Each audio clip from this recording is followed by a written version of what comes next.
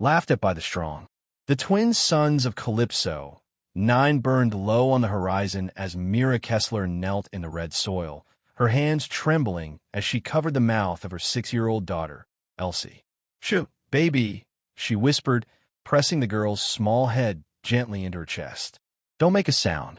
Next to her, 9-year-old Daniel crouched, trying to stay still, his wide eyes fixed on the open tunnel entrance behind him. The rusting hydrofiltration tunnel had been abandoned for a decade, but today, it was their only hope. Outside, alien voices barked commands.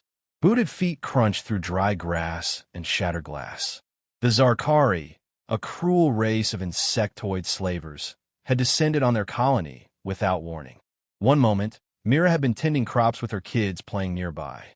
The next, smoke choked the sky, and their neighbors screamed in the distance. "Find them all," a guttural voice echoed. "We take the young first. Human larvae bring the best price." The sound made Myra's blood boil. Then, the silence broke. A shadow fell across the tunnel. One of them had found her. A long, spindly claw reached in, grabbed her by the collar, and dragged her into the light. She fought, kicking and twisting, but she was no match for the Zarkari's strength. They threw her to the ground in front of a towering figure, armored, clicking mandibles glinting in the sun. "You must be the mother," it rasped in a voice filled with mockery. "Don't worry, you'll be left behind. The breeders want young flesh." Mira pushed herself up to her knees. "Take me instead, please." The slavers laughed. All of them, cold and cruel. "Touching," the leader said. "But no, you humans scream better when we take your young." She screamed as they tore the children from the tunnel. Her last sight, before blacking out, was Elsie's tiny hands reaching for her. She woke to silence. Ash blew across the ruins of the colony. Houses she'd helped build were now nothing but twisted metal and craters. The homestead she had spent years creating gone. Mira crawled through the debris, calling out for her children, but only echoes answered. Her limbs ached. Her heart hurt worse. Then she saw it, half buried in the dirt. A Zarkari slave tag, coated in drying blood. Her breath caught. Her vision blurred. That was all they'd left behind. By nightfall, Mira sat alone in her old storage shed, the only structure untouched.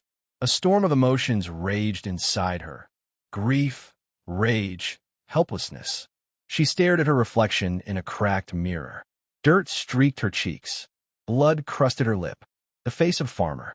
A mother, but not the face she used to wear. With slow, deliberate movements, Mira reached behind a hidden panel. A biometric reader scanned her palm.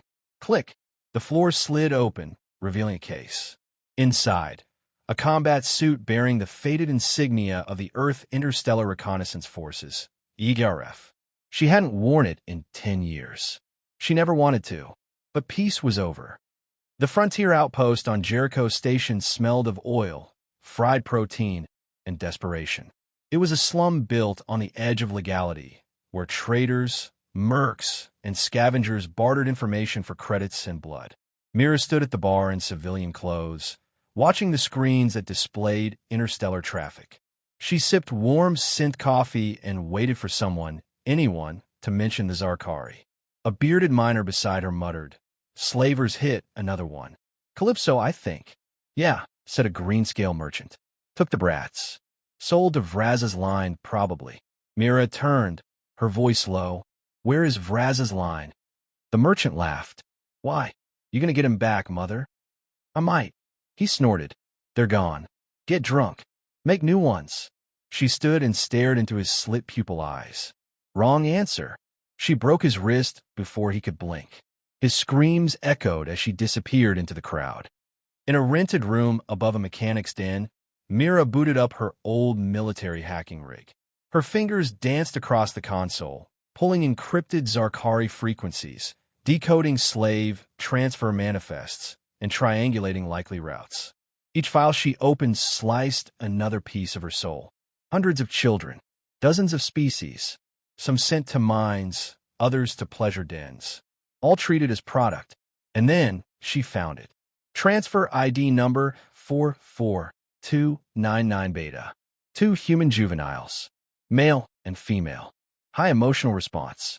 Scheduled for auction on Karnaxa Prime under the domain of Archlord Vraz. Mira whispered the names. Daniel. Elsie.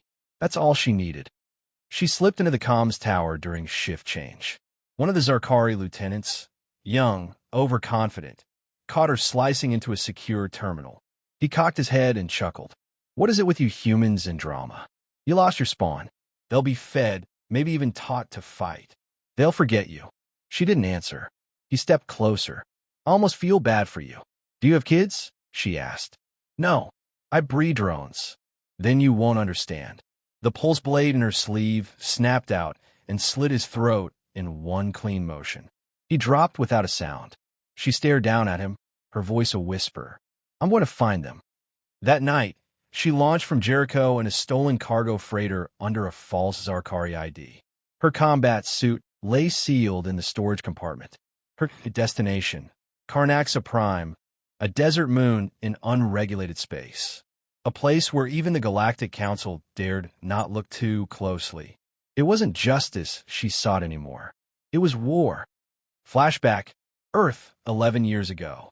A younger Mira ran through a forest on Mars terraform colony Epsilon Ridge, rifle slung across her back, sweat dripping from her brow.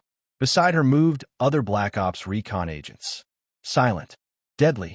They were Omega class, the ghosts of Earth's darkest wars.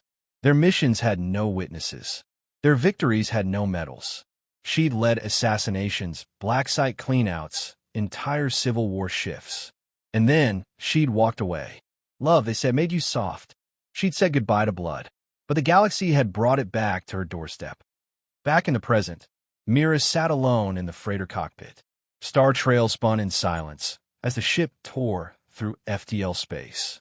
She stared out the window, a hand on the slave tag hanging from her neck. Her fingers closed around it. Her whisper was calm, but her voice carried weight. Laugh while you can, you bastards. You took the wrong mother's kids. Who took my kids? The fortress of Archlord Vraz towered above the slums of Karnaxa Prime like a dark crown, jagged and cruel, surrounded by turrets, scanners, and wailing sirens that screamed injustice every time a fresh load of slaves arrived. Somewhere inside, Mira Kessler's children, Daniel and Elsie, were imprisoned. Somewhere inside, Slavers laughed. Not for long. Mira crouched on the edge of the canyon, overlooking the fortress. She had changed, not just in the weeks since her children were taken, but across the years she spent burying the old soldier she'd once been. Now she dug her up again. She wasn't just a mother anymore. She was a weapon.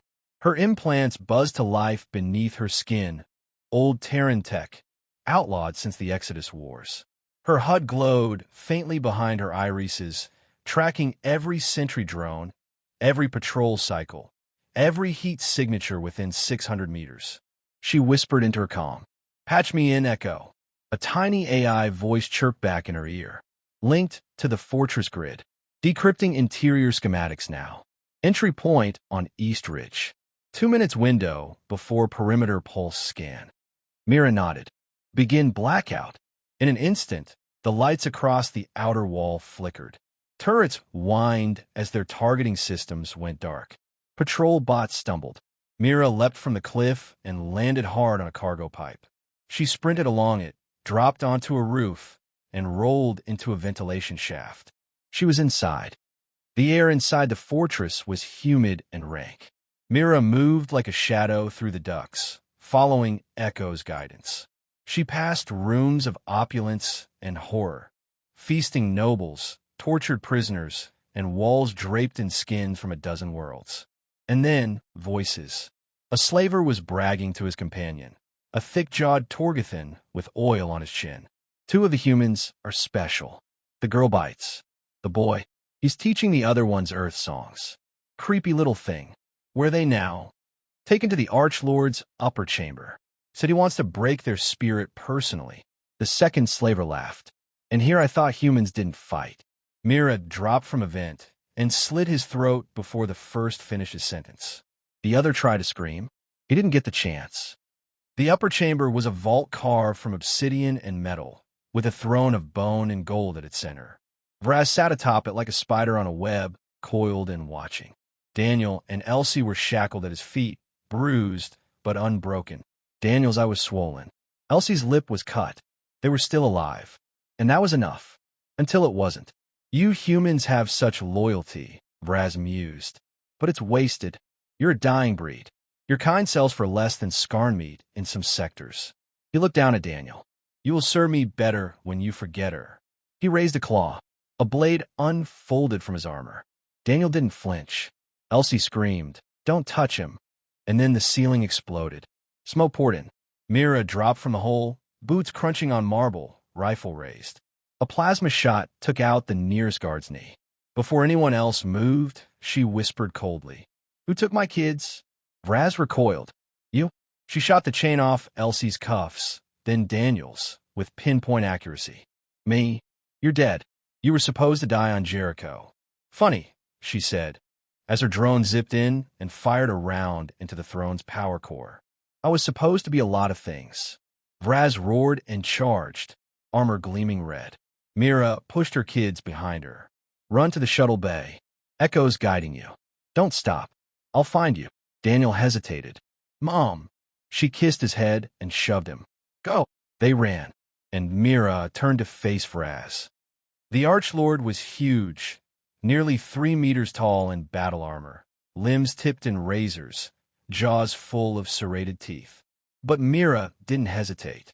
She ducked his first swing, slid across the marble, and planted an explosive on his back. He spun, ripping a tapestry from the wall and swinging it like a whip. She dodged, blasted his leg with a pulse round, then dove behind a pillar. The charge went off. His shoulder armor blew out. He staggered. "You fight like a demon," he bellowed. She replied flatly, "No, demons don't have kids." She launched herself at him, blade out, slicing through the soft joint at his elbow. Black blood spurted. He howled and smashed her against a wall. Pain exploded through her ribs. Something cracked. She coughed blood, but she rose, bleeding, panting, smiling. "You don't get to hurt them," she rasped. Vraz charged again. She sidestepped, pulled a power conduit from the wall, and jammed it into his chest plate. Electricity arced through his body. He screamed, then fell, smoking. Mira limped through the corridors, tracking her children's path via Echo's signal. She passed more slavers. Shot 3. Choked a 4th with his own collar chain. She found Daniel and Elsie in the hangar, hiding behind crates. The shuttle was fueled and prepped. Dozens of stolen children huddled near the ramp, waiting, afraid. Mira opened her arms. Her kids rushed into them. She held them tight, heart hammering. "You okay?" Daniel nodded. "We knew you'd come." Elsie whispered. "They said you were weak. They didn't know you." Mira kissed her forehead. "No one touches you again." Then she turned to the other children. "You're all going home."